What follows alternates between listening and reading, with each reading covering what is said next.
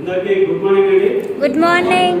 ఇక్కడ సభను పెద్దలకు మరి ఇక్కడ ఇంతసేపు ఓపికగా ఉండి వింటున్న మీ అందరికీ కూడా ఫస్ట్ నేను ధన్యవాదాలు తెలుపుకుంటున్నానండి. సో నా పేరు స్వరోచక రెడ్డి, నేను హైదరాబాద్లో ఉంటాను. సో మరి బేసికల్ నా గురించి కూడా నేను చెప్పాలి. అది diploma electronics and communication engineering complete చేసుకొని సో మరి నా చదువుకు సంబంధం లేదు, నేను ఆ బిజినెస్ చేశాను. ఏ బిజినెస్ అంటే మెడికల్ ఫీల్డ్ ఓన్గా నేను ఏజెన్సీ అనేది రన్ చేయడం జరిగింది. సో మరి అప్పుడు ఏజెన్సీ అంటే మెడికల్లో మంచి లాభం ఉంటుంది, తెలుసు కదా, అందరికి ఐడియా ఉందా? అందరూ ఓపికగా వింటున్నారు. ఒక్కరు కూడా అంటే ఎంత ఇంట్రెస్టింగ్ అంటే ఇక్కడ నిజ జీవితంలో నిజంగా జరిగినాయి కాబట్టి, ఇక్కడ నిజమైనది ఉంది కాబట్టి ఓపికగా వింటున్నారు. అదే ఏదైతే శుద్ధి కొట్టడం కానీ అబద్ధం చెప్పడం కానీ ఏదైతే ఉందంటే మధ్యలోకి వెళ్ళిపోవడం జరుగుతుంది. ఇదైతే వాస్తవం అండి, నేను అప్పటి నుంచి గమనిస్తున్నాను. సో మరి ఇక్కడ మంచి లాభం ఉంటుండే, మంచిగా జీవనం అనేది గడిచింది. గడిచినప్పుడు నాకు అనుకోకుండా యాక్సిడెంట్ అయింది. యాక్సిడెంట్ అయిన తర్వాత కాలు ఫ్రాక్చర్ అయి నేను 6 నెలలు బెడ్ మీద పడుతున్నప్పుడు సో మరి అప్పుడు నిజమైన జీవితం అనేది అప్పుడు తెలిసింది ఏంటనేది. అంటే ఏమర్థమైంది అంటే నేను పని చేస్తున్నంత వరకే నేను నా ఫ్యామిలీని పోషించగలను, లేకపోతే పోషించలేను అనేది క్లియర్ కట్ నాకు అర్థమైంది. మరి గవర్నమెంట్ జాబ్ వస్తుందా అంటే దొరకదు, క్లియర్ కట్. ఒకవేళ దొరికినా కూడా పెన్షన్ అయితే తీసేసిండ్రు. ఒకవేళ పెన్షన్ వచ్చినా కూడా వైఫ్ అండ్ హస్బెండ్ ఇద్దరికి వస్తుంది, దాంట్లో ఒకరు ఇద్దరు వస్తే గతం అయిపోయింది. మరి పిల్లల భవిష్యత్తు ఏంటి, ఇది ఆలోచిస్తుంది. మరి సెకండ్ ఆప్షన్ ఎల్ఐసి గురించి ఆలోచించాలి. ఎల్ఐసి గురించి ఆలోచించినప్పుడు ఏంటి, మనకు ఎల్ఐసిలో పాలసీలు ఉపయోగిస్తారా, మనం డబ్బులు కట్టాలా? డబ్బులు కట్టలేని పరిస్థితి, పని చేయలేని పరిస్థితిలో ఉంది.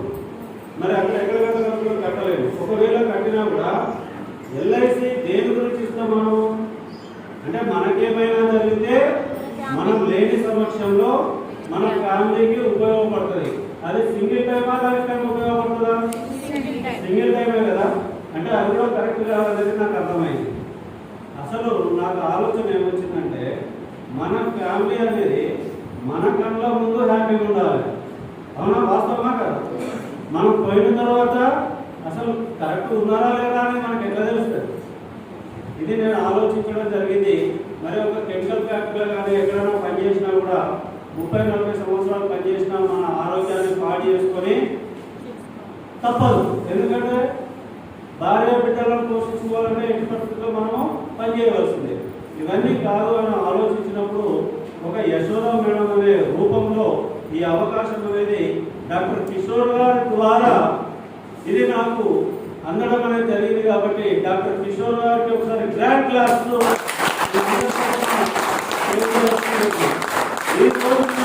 ఉన్నామంటే మూల కారణము సార్గా ఉండడం వల్ల ఇదంతా జరిగింది. ఆ రోజు సార్ వాళ్ళు కొత్తగూడెం నుంచి పాల్వంచ నుంచి యశోద మేడం గారు సార్ వాళ్ళు వచ్చి సో మరి ఈ కంపెనీ గురించి తర్వాత బాంబే నుంచి మా అప్లైనర్స్ విక్కీ జస్వాల్, రాజు జస్వాల్ వీళ్ళందరూ వచ్చారు. వచ్చి హోటల్ శ్రీ సాయి రిజెన్సీ కాచిగూడలో ఉంది.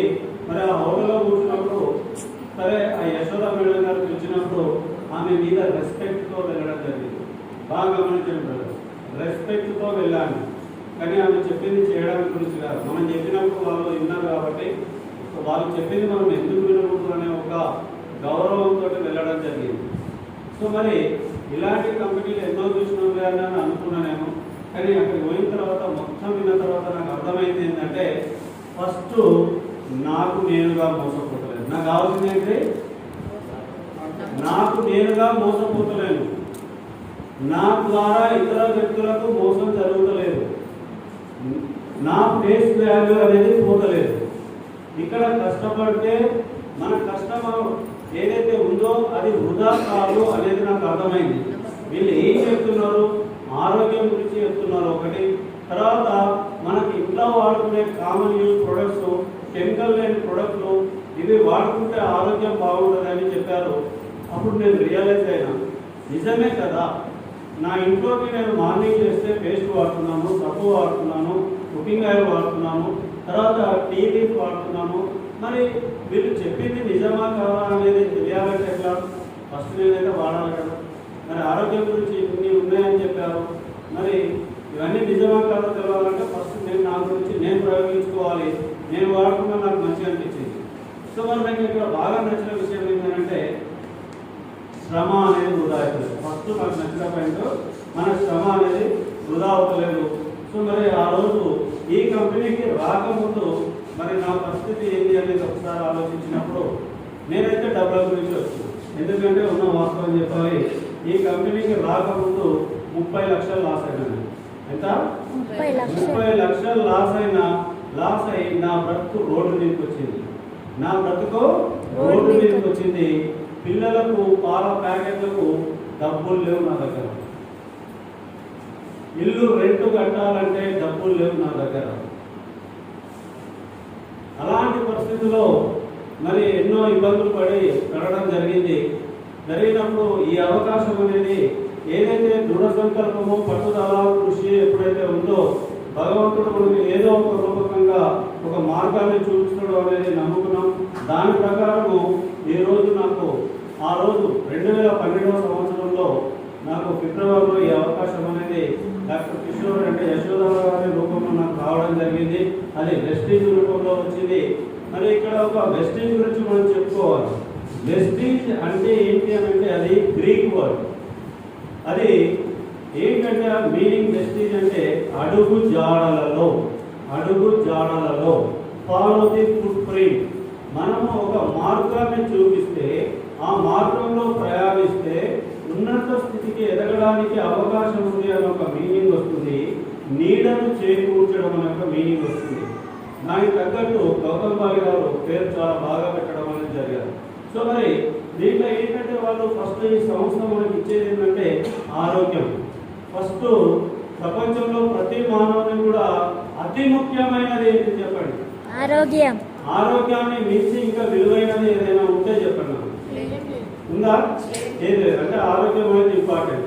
అంటే ఫస్ట్ మనం ఆరోగ్యంగా ఉంటేనే కదా పనిచేసేది, అవునా కాదు? బ్రతకడానికి పనిచేయాలంటే ఫస్ట్ మన ఆరోగ్యం అనేది మనకు సహకరించాలి. ఆరోగ్యం ఉంటే ఆదాయం వస్తుంది. సో ఆదాయం వస్తే ఏమొస్తుంది? ఆనందం వస్తుంది. ఆరోగ్యము, ఆదాయము, ఆనందము. విష్ యూ వెల్త్ కంపెనీ ఏం చెప్తుందంటే విష్ యూ వెల్త్ అని చెప్తుంది. సో మరి ఆరోగ్యమే మహాభాగ్యము. ఈ కంపెనీలో ఉన్న వస్తువులు వాడడం వల్ల ఫస్ట్ మీకు మొదటగా వచ్చేది ఆరోగ్యము, ఆ తర్వాత వచ్చేది ఆదాయం. దీంట్లో తప్పేమనుందా? మనం మంచిగా చేస్తున్నాం కదా.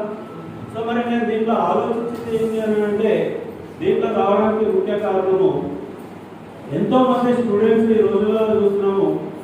సో వాళ్ళు degree, PG, MBA, MCA, MTech complete చేసుకొని పొట్టపూడి గురించి రోడ్ల మీద తిరుగుతున్నారు. జాబ్ అయితే తిరగలేదు, జాబ్ దొరికే పరిస్థితి అయితే లేదు. ఒక ఎస్ఐ ఒక 10 పోస్టులు ఉంటే దానికి 1,00,000 మంది రాయడం జరుగుతుంది. అందరికీ జాబ్లు అయితే దొరుకుతాయా? దొరకవు.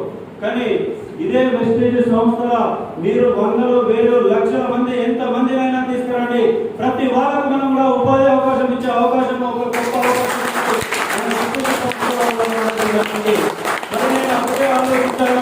ఇక్కడ మనం ఎంతో మందికి ఉపాధి అవకాశం ఇచ్చే అవకాశం ఉంది. నేను ఒక కంపెనీని పెట్టలేదు, ఒక ఫ్యాక్టరీని నేను పెట్టలేదు, కానీ ఒక వెస్టీజ్ అనే సంస్థకి గౌతమ్ బాలి, దీపక్ సుధన్ కన్వర్జేషన్స్ వాళ్ళు స్థాపించిన ఒక సంస్థలో నేను ఒక మీడియేటర్ గా, ఒక డిస్ట్రిబ్యూటర్ గా ఉంటూ ఎంతో మంది డిస్ట్రిబ్యూటర్లను చేకూరుస్తూ ఈ రోజులలో ఈ సభ ఇక్కడ ఏదైతే జరుగుతుందో, ఇప్పుడు మన వెల్లికృష్ణ గారు అంటే నాకు పరిచయం లేదు, ఆర్కే అంటే పరిచయం, రామకృష్ణ గారు అని మేము తెచ్చుకుంటాము.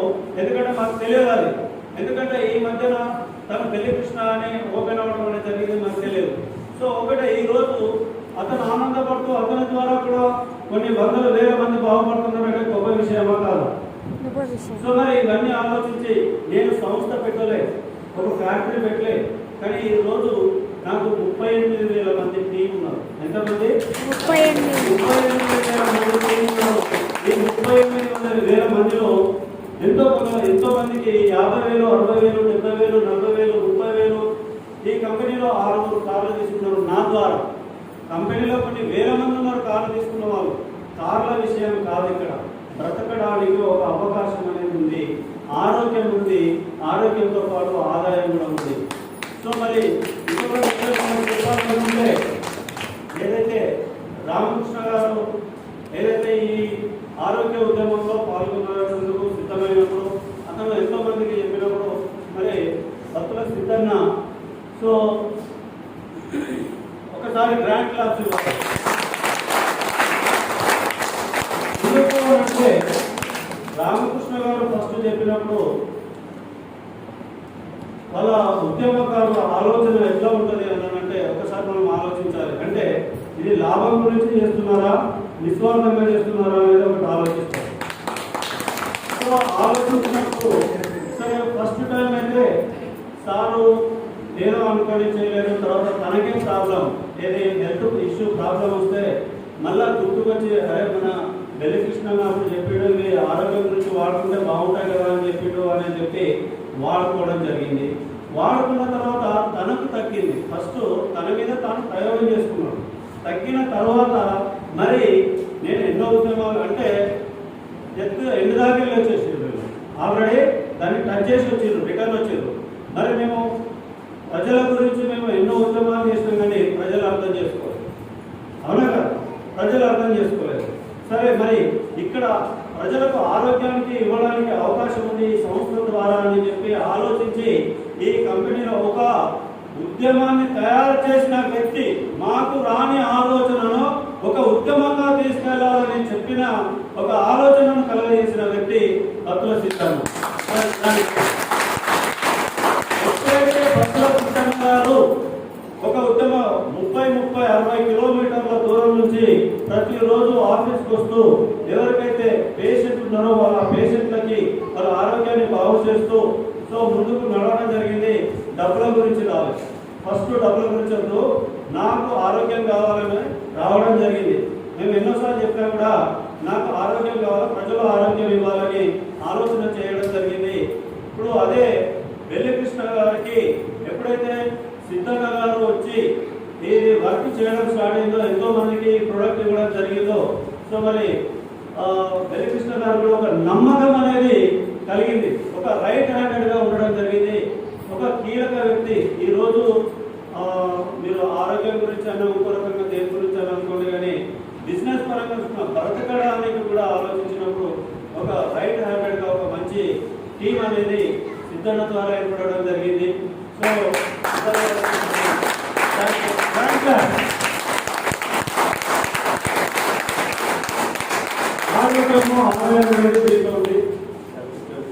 అలాగే బెల్లికృష్ణ గారికి తను ఎంతో కష్టపడ్డాడు, చాలా తిరిగాడు, ఎక్కడెక్కడో తిరిగాడు ప్రజల గురించి, ఆరోగ్యం గురించి. ఎందుకంటే ఫస్ట్ నిజం అనేది ఎక్కడంటే చేరుకుంటుంది, నమ్మరు. నిజం అనేది ఎక్కదు, ఎక్కరు. అదే మోసం చేసేది మంచిగా నులిమి ఇట్లా మంచిగా చూస్తే తెలియకుండానే మునిగిపోయేదాకా తెలియదు. అవునా కదా, నిజము నిక్కచ్చిగా ఉంటుంది, నిజము చేదుగా ఉంటుంది. ఏదైనా కష్టపడితేనే వస్తుంది, కష్టం చేయకుండా ఏది రాదు. సీతారామ శాస్త్రి గారు చెప్తారు, ఆ వర్డ్స్ నాకు చాలా చాలా బాగా నచ్చినాయి. ఎప్పుడు ఒప్పుకోవద్దురా ఓటమి. తర్వాత ఇంకేం చెప్తాడు, ఎప్పుడు ఏ క్షణం కూడా విశ్రమించవద్దని చెప్తాడు. ఎప్పుడు కోల్పోవద్దు సహనాన్ని అని చెప్తాడు. కృషి, పట్టుదల, సడలని దృఢ సంకల్పం ఎప్పుడైతే ఉండదో మనం దేనైనా సాధించవచ్చు. ఈ రోజు మనం చెప్పుకుంటున్నాం ఎంతో మంది ఆరోగ్యం బాగా నర్సన్న కానీ ఇంకా ఎవరైతే ఉన్నారో ఇప్పుడు ఆయన ఎందుకు అనుకుంటున్నాడు చెప్పండి. అవునా కదా, ఇలాంటి అవకాశం ఉంది అంటే ఒక న్యాయంగా, ఒక న్యాయబద్ధంగా, ఒక పద్ధతి ప్రకారము కంపెనీ అనేది మీరు ఆరోగ్యం గురించి బాగుపడండి, మీకు నా ప్రొడక్ట్ నచ్చితే వాడుకోండి అని చెప్తుంది. ఈ ప్రొడక్ట్ వాడుకోవడం వల్ల మీకు 4 రకాల బెనిఫిట్లు మీకే తెలియజేస్తా అని చెప్పింది. తర్వాత ఇంకొక 10 రకాల బెనిఫిట్లు ఇస్తుంది. ఆ బెనిఫిట్ల గురించి మనకు కాదు. ఈ రోజు మనం ఈ సమావేశం ఏర్పరచుకున్నాము అంటే నాకు కారు గురించి కన్నా తొందరగా పోదామనుకున్నా కానీ ఇక్కడ ఉన్నా కొద్దీ మరి ఈ విషయాలన్నీ విన్నా కొద్దీ అసలు ఏంటి ఇంత ఉందా అనేది నాకు అర్థమైపోయింది. మరి కారు తీసుకున్నాడు అని అంటే కారు తీసుకున్న వాళ్ళకి తెలుస్తుంది ఆ విలువ. అది చిన్నదే. ఇప్పుడు సిద్ధం ఏం చెప్పిండు, ఇంతకుముందు సంపాదించాలంటే ఎన్నో సంపాదించుకోవచ్చు వేరే మార్గాల్లో, కానీ గుండె మీద చేసుకొని నిద్రపోగలమా? ఆలోచించండి ఒకసారి. మన మనసే ఒప్పుకోదు మనకి, కానీ ఇప్పుడు ప్రశాంతంగా గుండె మీద చేసుకొని నిద్రపోవచ్చు. ఎంతో మంది జీవితాలు బాగుపడాయి, ఎంతో మంది ఆరోగ్యం బాగుపడాయి. మరి ఈ రోజు నేను శుభాభివందనాలు తెలియజేస్తున్నా. కంగ్రాచులేషన్స్ నా తరఫున. సో పెళ్లి పద్మ గారు అండ్ రామకృష్ణ పెళ్లి కృష్ణ గారికి.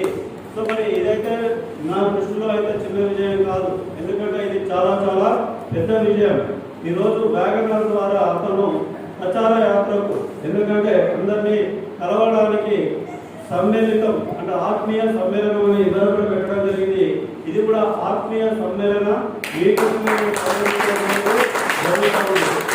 ఎంతో మందికి ఎన్నో బాధలు ఉంటాయి, చెప్పరాని బాధలు ఉంటాయి, చెప్పలేని వాళ్ళు ఎంతో మంది ఉంటారు.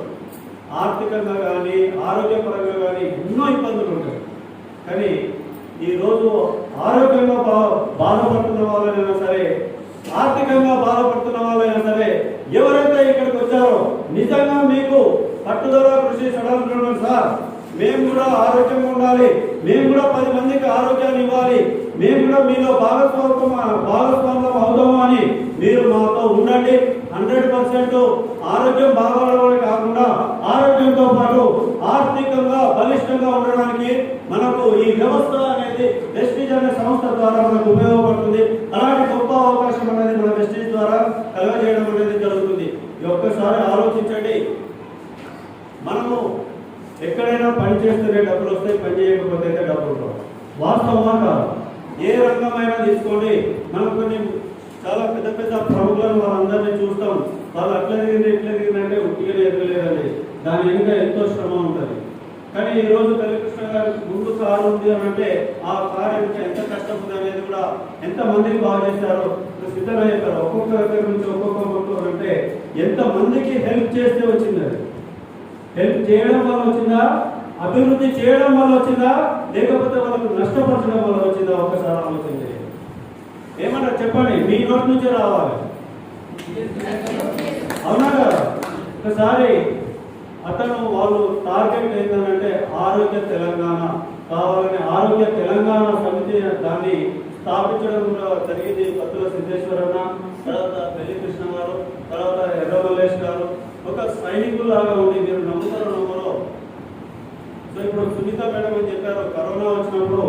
సో మరి వీళ్ళు కరోనా వచ్చినప్పుడు తనను తీసుకొని వాళ్ళ ఇంటి దగ్గర ఉండి మేము నల్గొండకు ఇంటర్వ్యూ తీసుకోవడం వెళ్ళడం జరిగింది. సో మరి అదే సునీత గారితో ఫస్ట్ నేను అనుకుంటా మన తెలంగాణలో కరోనా నుంచి బయటపడిన వ్యక్తి సునీత కూడా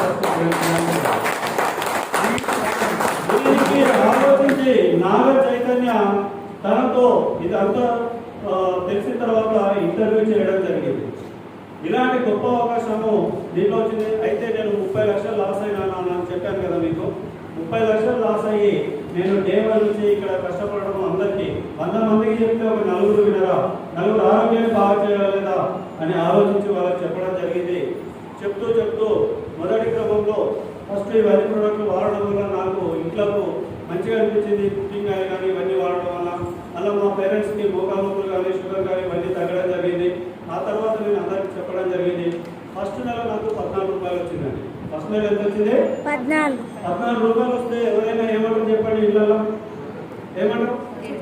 ఇక చేసిన ఇదాలు నేను రోజు కష్టపడ్డావు, ఏదో 10-15 వేలు చేసుకుంటే దాంట్లో ఏదో ఒక ఎలా తీసుకున్నాం అంటారా?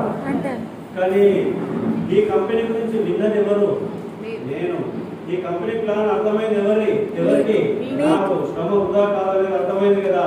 14 రూపాయలు వచ్చింది ఫస్ట్ నెల. 2 నెల 2834 వచ్చింది. 3 నెల 1322 వచ్చింది. 4 నెల వచ్చి 2062 రూపాయలు వచ్చింది. 5 నెలల నేను డైరెక్ట్ అయినా 7239, 9000, 16000, 20000, 70000, 8000, 2,37,000 నా ఇన్కమ్ అనేది.